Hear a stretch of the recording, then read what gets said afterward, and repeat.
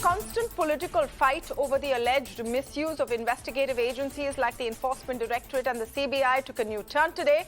Home Minister Amit Shah upped the ante when he turned round and asked whether political parties have a right to commit financial crimes. Shah was speaking at the Times Now Summit and was asked about allegations that agencies like the Enforcement Directorate and the CBI are being used as political weapons against opposition parties. Let's first listen in to what the Home Minister said today.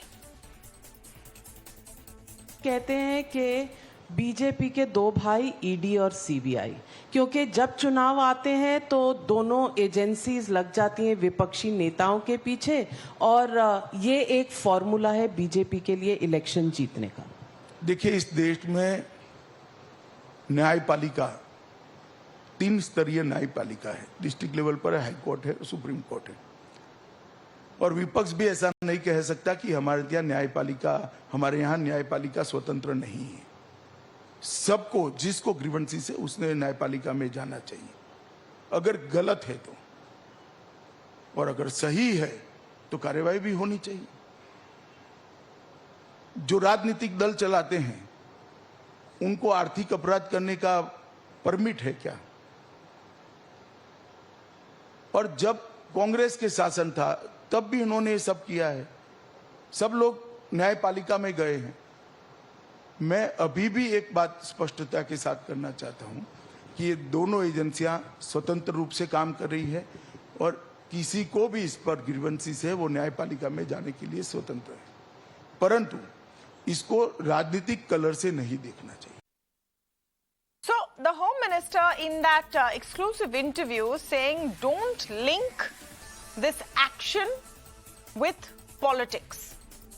There is no permit or license to commit fraud or any financial crime because you're a political party. Now, the statement was met with quick responses from opposition parties who point out how central agencies stop going after leaders if they switch sides to the BJP.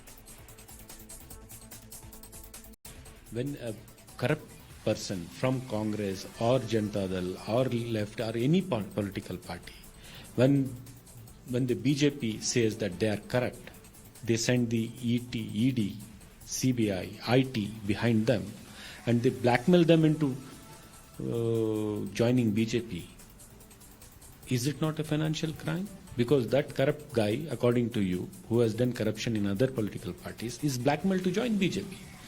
Then is the BJP a washing machine that they wash himself and they become pure?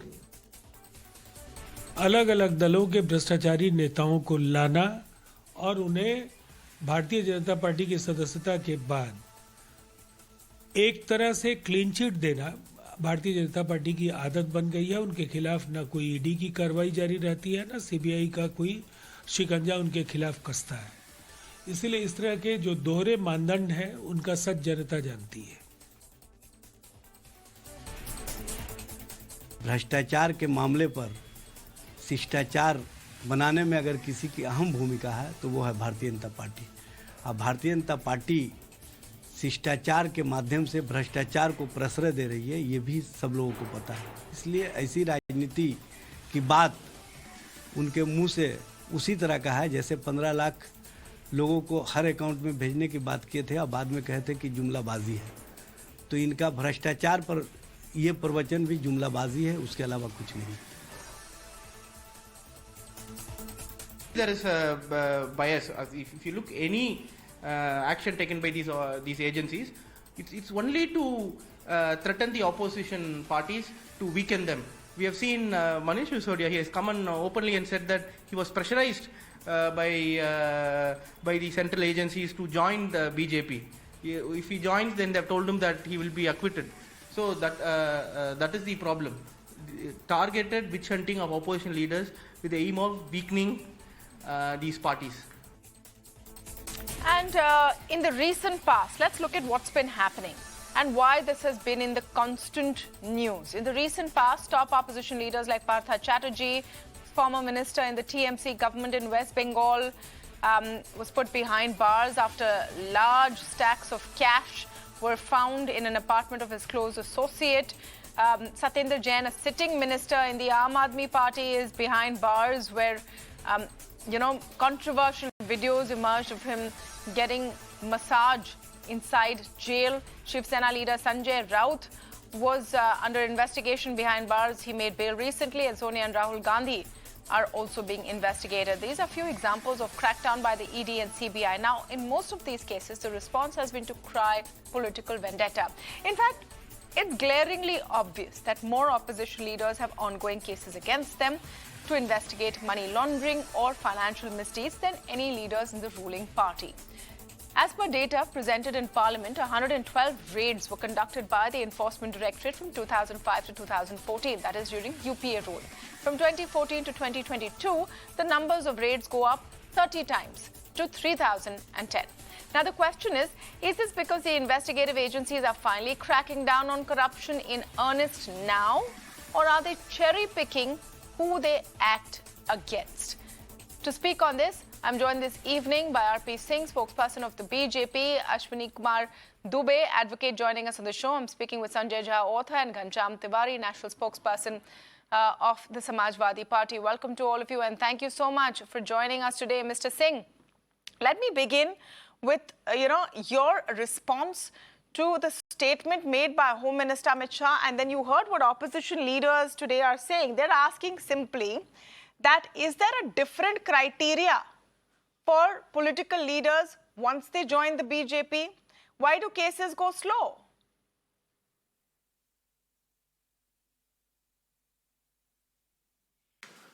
Well, you just named Partha Chatterjee. How much money was recovered? Some 50 odd crore rupees. You remember Satinder Jain, he has been trying for bail from last 5.5 months, but courts have turned it down. There was some gentleman named Mandal, Mr. Mandal, one of the key functionary of the TMC. We all know what's happening. Let's talk about Anil Deshmukh, Nawab Malik. So, also against Congress leaders, the cases have been pursued as per the court order. Even Partha Chatterjee, cases have been pursued as per the court order. And everyone has a right to go to court and plead that yes, he is not guilty. Or go to court and say, oh, this gentleman is guilty, he is not being penalized. The court will take cognizance. I told you, even Rahul Gandhi and Sonia Gandhi, the cases were launched against them in 2012, not by BJP or not during BJP's regime or NDA's regime. The cases were there on them before the BJP came into power. I don't think they have been pursued now properly, and then the concerned people who are involved into the scam have been called for investigation. And yes, we are very clear that we will not allow any sort of corruption. No, enforcement directorate. Give me a second, please. Give me a second. Give me a second. Another second, please. Another 5 seconds, please. Sure. Another 5 seconds, please. And let's be very clear. People in public life has to steer away from any financial scams. I mean, let's be very clear. Political parties, they have to stay clear of the financial scams. If they are involved, they'll be taken to task. Let's be very clear on this. The times have changed, and now Prime Minister is clear that there'll be complete transparency. All right. So just a couple of things. I'll get responses going to what RP Singh has said. Yes, I'll get responses to what RP Singh has said. The law is not just for political parties. The PMLA law is for all Indian citizens. Nobody can break the law. So there is no question of whether some people are allowed financial frauds and others. Nobody is allowed financial fraud. So that's very, very clear. Ghanshyam Tiwari, the point that the BJP is making today, is making today is that does being a politician or a political party give you a license for financial fraud? And if you are being investigated, do you get special treatment? If there is no fraud, then law will take its own course. Good evening, Tamanna, to you, the viewers, and my fellow co-panelists. The headlines such as, for example, PTI published, like CBI, 95% of ED cases in NDA-2 era against opposition. These headlines are glaring from the last few months. So if in the face of such headlines, if Amit Shah, the Home Minister of India, brazenly lies, and who's his assistant? Ajay Mishra Teni. What are the kind of cases against Ajay Mishra Teni? Murder. This is an ongoing case against him and then against his son. So we are at a, and then there's another Minister of State Pramanik, again there's a case against him. So if you just look at the lieutenants of Amit Shah as Minister of State at home, it is shock and shame for the country. So I don't take whatever Amit Shah says as a statement of morality or legality. It's a statement of politics. It is brazen Tell me statement of one power thing, Mr. that Tiwari. we can get away with whatever we want to say. One minute. Tell me something, Ghanshyam Tiwari. In some of the cases, like Partha Chatterjee, for example, the TMC first, defended him and then has discarded him. He is behind bars. That cash which was found was real. That cash was not fake. It's real.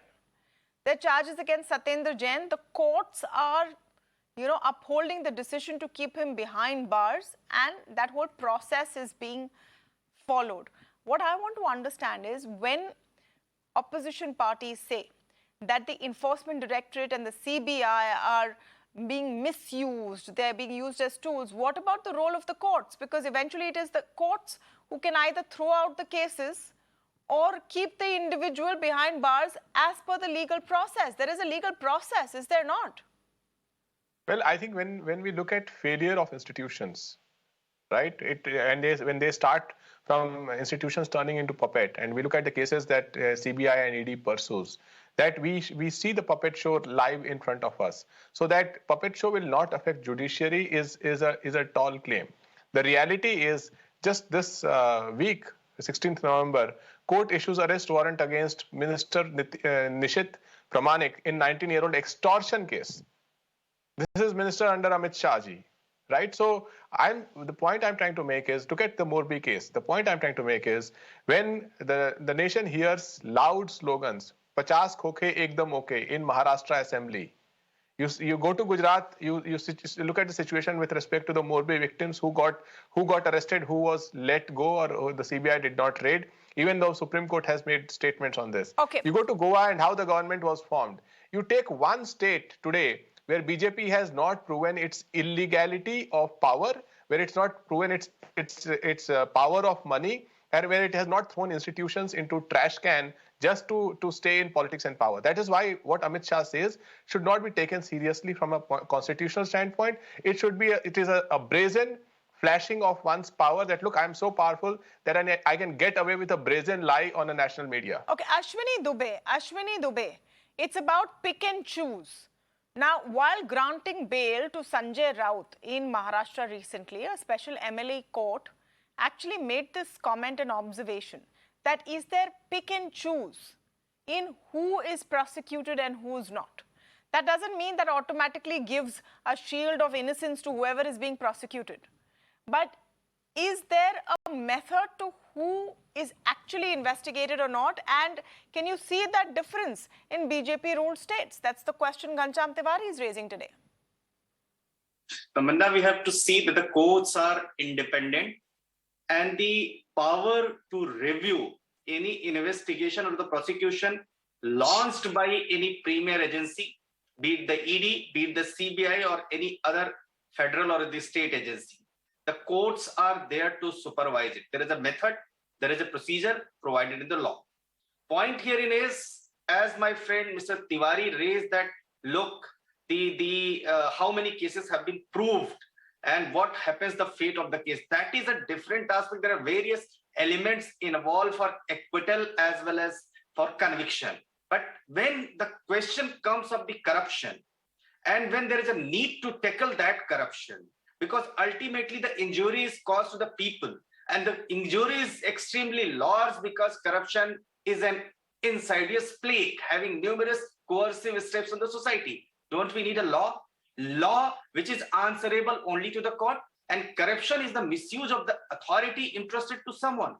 And political corruption is one of the most prevalent types of corruption. So whosoever in the power, whosoever has the authority to do corruption, to institutionalize that. But they are not in power. They are being prosecuted, but they're not in power. Allow me to complete. So the political corruption refers to the government officials, or the person who are in a position to misuse it. And supposedly 10 years back, someone has abused his authority. And if it comes to the light today, then the investigating agency or any federal agency should not be allowed to conduct an investigation with the proceeds of the crime. Sanjay Jha, the problem with this entire debate is it assumes, if you're looking at it from the opposition point of view, immediate innocence for anyone being prosecuted. And if you're looking at it from the BJP point of view, it presumes immediate guilt for anyone being prosecuted. It's as if the onerous task of collecting evidence, presenting it in court, waiting for a judgment just does not exist. It's all in black and white. Are we missing the point here? Tamanna, let me tell you that you are a rare exception. But the truth is that large parts of mainstream media does not talk about BJP's shenanigans, corruption, and its brazen destruction of Indian institutions. It's a fact. And I'm telling you this with full responsibility. The day the BJP is defeated, and it will happen sooner rather than later, I hope, the number of thrillers and exposés that will come out will make for great reading. You very rightly pointed out the bail given to Sanjay Raut. You know what the judge said, Tamanna? The judge said that his arrest was illegal. Basically, it said that the ED arrested him without having any substantive charges. And, that also answers the other question on the courts. The courts took 2 months to come to that conclusion, which is why they say the process does become the punishment. And, I can tell you one thing for a fact. I completely agree with Ghanshyam. Amit Shah is bluffing in the usual, what I call as repugnant rhetoric because he's the home minister. Everybody has to cover him. He will talk any gibberish, any rubbish, and it is bound to become a headline. But let me tell you the truth. The truth is that today, isn't Karnataka called a 40% commission government? No, but Sanjay Jha, one minute. I must protest some of the language you've used. And of course, this is a political debate which is going on. Mr. R.P. Singh will respond, and we are balancing, and getting everyone's views. But for you to say that what the Home Minister says is necessarily gibberish, and why should we cover it? Why should we not? He is the Home Minister of the country. Well, Tamanna, let me give you one example. Let me give you one example. You are saying what he says is gibberish today. We are giving you an opportunity to question his claims. Well, let me just tell you why. Let me tell you, I'm using a very parliamentary term when I use the word gibberish. And let Mr. R.P. Singh, the poor spokesperson of the BJP, answer just 2 questions of mine. आप ये बता दें कि ये सच नहीं है कि कर्नाटका को 40% कमीशन का सरकार कहा जाता है. No, one more point. One more point. Can Amit Shah tell the people of India who funds Operation Lotus? Is it coming in check? Is it coming in black money? Is it coming in money laundering? वो पैसे आते कहाँ से हैं भाई? All right, R.P. Singh, please respond, and let's talk on facts. Let's make points in parliamentary language. We don't have to call each other names. We're having a civil discussion over here, and I think that we should give credit to that and to our viewers who are joining in. Yes, Mr. Singh, please respond. Gibberish is not a bad word, Tamanna. Okay, it's a very never thought it's one of the most polite terms used in any conversation in parliamentary. No, one sec. Let Mr. Singh respond. Yes. I never thought that Sanjay Jha will turn pedestrian. वो सड़क छाप हो जाएंगे, मुझे कभी सोचा नहीं था. पर कोई बात नहीं, राजनीति में कई बार इस प्रकार का समय आता है, व्यक्ति सड़क छाप भी हो जाता है और उसकी सोच भी सड़क छाप जैसी हो जाती है. सर, मैंने आपको टोका नहीं ना, बीच में बोलते हैं, अब दिखता है कि किसको किसका आईना देखना चाहिए. अपनी बारी में चुपता है, दूसरों का आप कुछ भी बोलेंगे ठीक लगेगा. आप बिल्कुल सड़क छाप घटिया व्यक्ति की तरह कमेंट कर रहे हैं. बिल्कुल. Let's stick to what the issues are. Let's stick to what the issues are. Let's not call each other's names. Okay, let me use the English phrase for that. Pedestrian, no. Gibberish is okay, then okay, pedestrian, his comments are pedestrian. So if the language is a difference, then let it be. But the fact is, their leaders are out on bail. Sanjay, please let him finish. They couldn't get the cases quashed.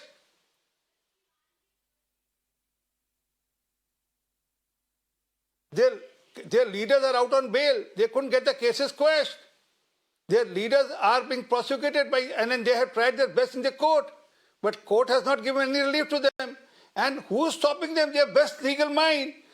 Sanjay Jha or his former party, which has thrown him out or kicked him out of the party, he can give them advice to go to court, hire the best legal people, they have the best legal team, and pursue the cases, whichever the cases are. But no financial bungling will be allowed.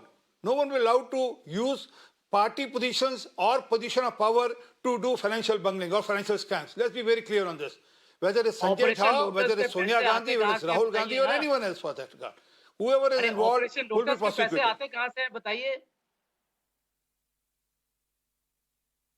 Sir मैं सुना नहीं हो गया आपका धन्यवाद operation lotus क्या है जरा बता दीजिए जरा एक बार कौन से पैसे आपको मिले कभी कोई पैसे कहाँ से आते हैं सड़क छाप आदमी आकर यहाँ पर आकर गलियाता है please let's not call each other names ये आपको He has no answers, No, let's not call each other names. Let's not call each other names. घटिया सोच के लोग घटिया ही बात करेंगे. Let's not call each other names. Gentlemen, this is not the kind of debate that we'd like to have. It's a simple question.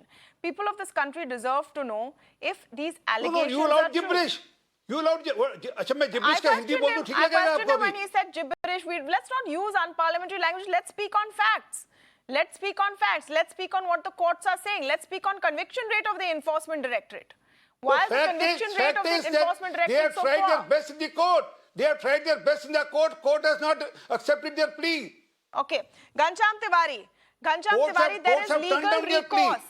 There is legal recourse, and I think one very clear, argument would be that all of these big leaders that we've talked about in the opposition would have relatively a bigger legal backing than the Aam Aadmi who has to go through the Indian judicial process. I think that you would agree, everyone will agree, that when a Partha Chatterjee or a Satyendra Jain or Rahul Gandhi or Sonia Gandhi or anyone who is a prominent political leader is facing a case from the Enforcement Directorate or from the CBI, they will have a battery of top lawyers. It still might take 2, 3, 4 months for them to make bail, but they have the might of top lawyers behind them. The Aam Aadmi sometimes languishes in jail before a hearing is made. So that is a problem of the Indian legal system. Why blame the BJP and the CBI for it and the ED? The three things that your viewer must know. When the system is being turned into a puppet show, that system will not just turn against a leader that you might hear from a television shouting match that many of the channels, so-called Godi media, will show. That, look, this is how CBI raided. This is the script of BJP. Before the ED, the cameras of certain channels will reach, and then the shouting match will begin. The degradation of that leader will happen, and then the ED will come. That's one. That when these institutions are turned into puppets, it is the common man that will face these institutions, because there are a handful of leaders, but there's a billion of us. So that's one. Second, that the fact that this is the first government, probably in the history of India, that had to go against Supreme Court to put a person as ED head and keep extending their extensions, shows how dictatorial their mindset is, how much of a puppet that they see our institutions today. The headlines that you read today speak about how election commission, the new election commissioner, has it ever happened? Yeah. They change election commissioners as if Mr. Modi is changing his dress. No, but Ghanshyam Tiwari, if you're talking about the election commission case in the Supreme Court on day one, in its observations, talked about how no election commissioner chief election commissioner has completed their term since 2007. And they were very clear to point out that this is a bipartisan problem. Because the system allows the government of the day to choose and nominate who's the EC without any checks and balance. That is a larger issue, which is not about the BJP or the NDA. Supreme Court can speak a diplomatic language, but the point is, today Supreme Court is asking for one specific election commissioner. Look at the appointment. Without Supreme Court also. One no, you start doubting the Supreme Court Parliament also. To media, to judiciary, to CBI. CBI midnight raid. Has any government done that? There is not one institution that they have left untouched from their idea of dictatorship in a democratic India and turning that institution into puppet. That is why what Mr. Amit Shah said is a brazen show of power that, look, on a national platform, I will tell a lie, everybody will clap and I'll get away with it. Okay, RP Singh, your response. Your response.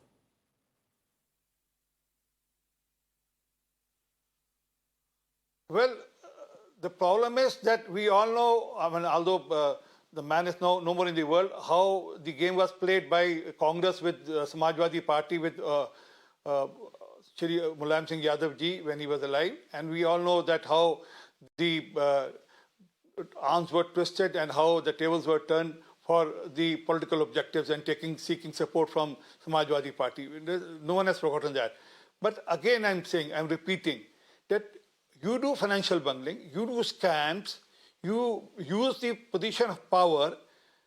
Lalu Yadav, imagine, his family members, you misuse the power and you think you can probably run away with that, or you can be let free because you are powerful. It's not going to happen. I mean, that's a matter of past now. The country or the system is not going to allow this. Whoever it is, whatever position he holds, whether she or he or his majesty or her majesty, everyone will be taken to task. Let's be very clear on this. Does this everyone also include BJP leaders or leaders in BJP-run states, Mr. Singh? In this everyone, is it really everyone? Obviously, if there is a case against any BJP leader, he won't be spared for that regard. Let's be very clear. If there's any financial bungling case, sooner or later he'll be taken to task. No one is going to let free. And then courts are not going to allow this. Let's be very clear. Which case court will allow any? Are they going to see that as a BJP leader, or Congress leader, or Samajwadi leader, or RJD leader? No one can be let free by the court itself. Okay. But they don't have faith in court also today. They'll say that, oh, courts are also biased. Judiciary is also biased. Mr. Tiwari, are you also extending this theory to the courts? But chori karenge upar se seena chori nahi chal sakti ab. I must say that Mr. R.P. Singh is a good man, right? He is really struggling to make an argument where there is no argument. He is stumbling, he is mumbling, but there is no argument. He's going to late Mulayam Singh Yadav ji, Lalu Prasad Yadav ji. No, आपके पास argument है. Do you have argument to make? You are naming some case which minister is facing of some probably 10 years back. Let's be clear and tell us one case of any financial scam or any financial bungling of a BJP leader which has not been pursued or which will he's asked you to name cases, Mr. Tiwari. Let's specificity. I like specificity. He's asked you to name cases of BJP leaders which have not been pursued. 1 minute. Mr. Tiwari, let him respond. You've asked a question, let him respond. Yes. Well, I think if you look at every instrument of funding, political funding, if the point is that political parties are using corrupt instruments of political funding, look at what happened in Morbi. Which is the party that received money from Ajanta Group? Can R.P. Singh here say that his party has never received money from Ajanta Group? Their records are public. Anyone can see the truth. Second, but where is the proof that Ajanta Group has donated to the BJP, Mr. Tiwari? Are you quoting anything specific? It is on the BJP own website. There are BJP reports its donations. ADR covers it. And whether Mr. R.P. Singh knows or not, whether it was Mehul Choksky, Geetanjali Gems, or Mr. Ghanshyam Tiwari, you have all the right to go to court. You have all the right to go to court instead of spreading lies on the TV channel. I did not interrupt you, please. Instead of spreading lies on TV channel, go to court. Let him finish his point of view. Let him finish his point of view like he listened to. I think if you look at the defaulters in India, and if you look at whether they gave money to BJP or not, the picture will be clear. The party that brought in a theft on common man, which is the electoral bond that Supreme Court is currently hearing about, that singularly benefits BJP. The party that gets thousands of crores of donations definitely is not a party that is getting charity money. Mr. Tiwari, just, factually, since I've been covering electoral bonds very, very carefully, the fact is that in year one, the BJP got the most donations, but year after year, other political parties have also been getting more and more donations through electoral bonds. Not more and more.